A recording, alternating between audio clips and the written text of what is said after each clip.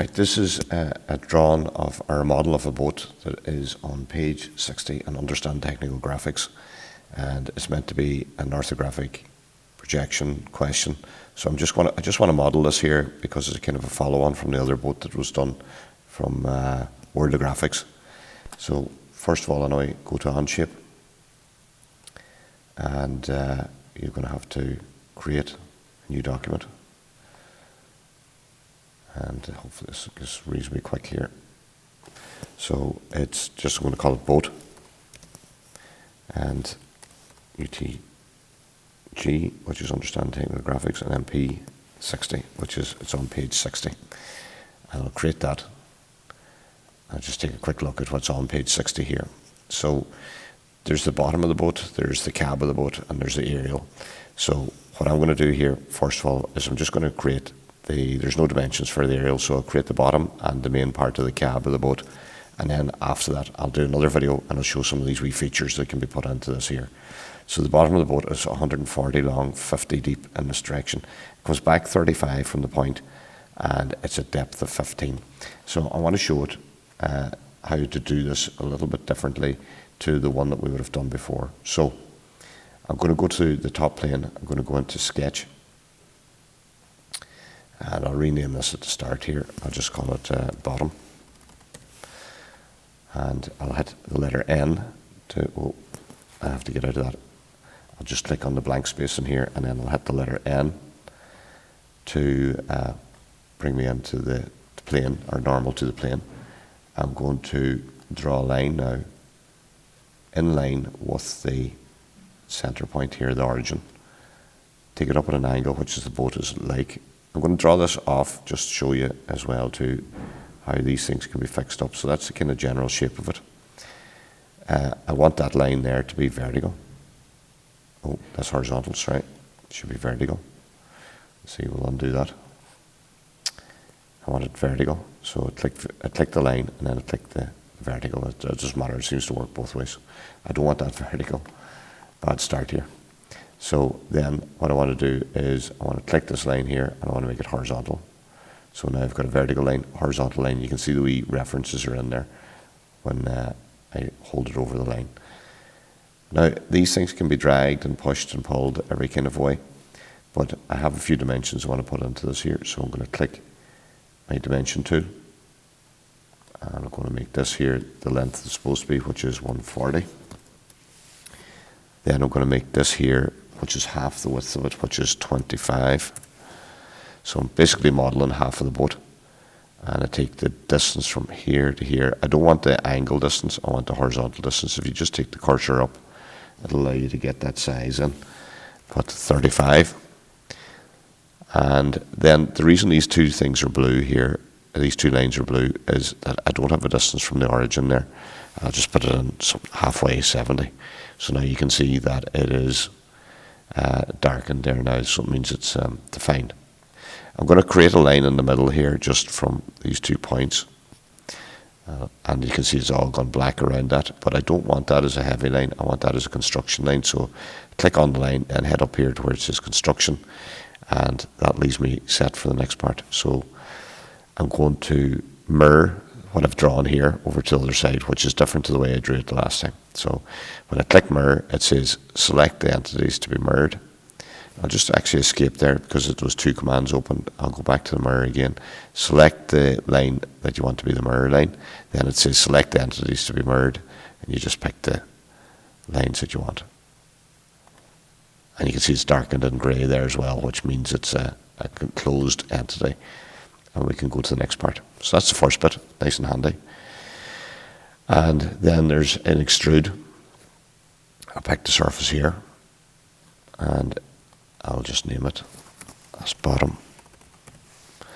And I want to take that up 15.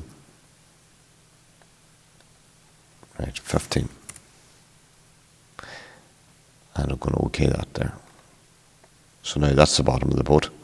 The bottom of the boat was yellow in colour. I'm not going to put any appearances on it just yet. So now you can see that front plane is running through the middle of the boat, and that leaves it very convenient for the next part here, because the cab, that's on the top here. If I've got a general shape, if I just think of the general shape that's on it here, a slope, it's got a long slope, a sharp slope, and then a horizontal line, and it's back down. So I'm going to draw that there, and I can see this leading edge is a wee bit past us here as well. So I'm going to draw that in the middle plane. I've got dimensions for that there that are on this here. It's a wee bit hard to see that there. I'll just take it up a bit.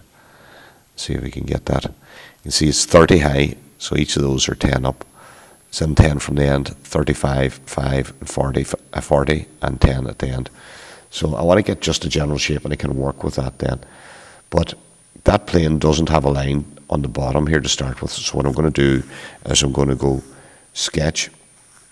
I hit the plane I want to draw on, which is the normal, or the front plane. I hit the letter N to go normal 2.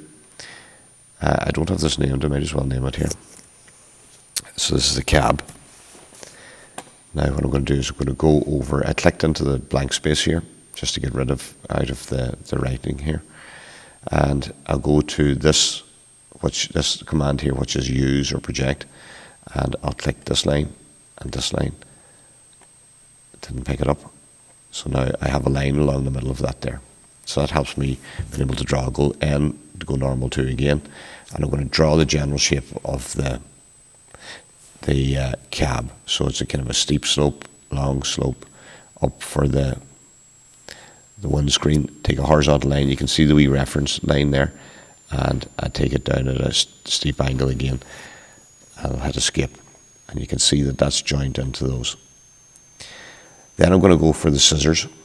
And I'm going to, one thing actually, just be careful you don't snap on the line when you draw it to one of these quick references, which are midpoints, because that can make things a wee bit difficult. So I'm going to take the scissors, run it, hold the left click and the mouse down, and run it over the lines I don't want on that there. So now I have the general shape, which is very handy to have a go at drawing this here. Now the overall length of that there cab, I suppose it's 10 at the start. From here to here is 10. Then it's 35, so that's 45, and 5 then is 50. And then you have another 40 and 10 there, so that's 100 in total. So what I'm going to do is I'm going to put in the overall dimension here first, maybe. Put that in as 100. The distance from this point to this point on a horizontal distance is only 10.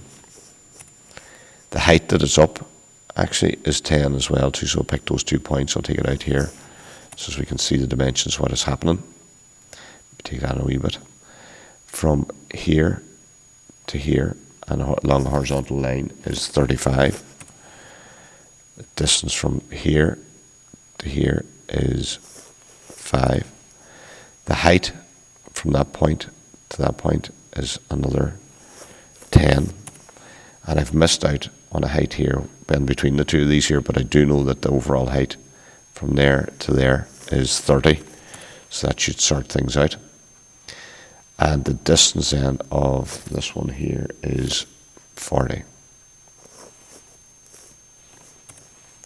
I could make that there 5 is a wee bit unclear.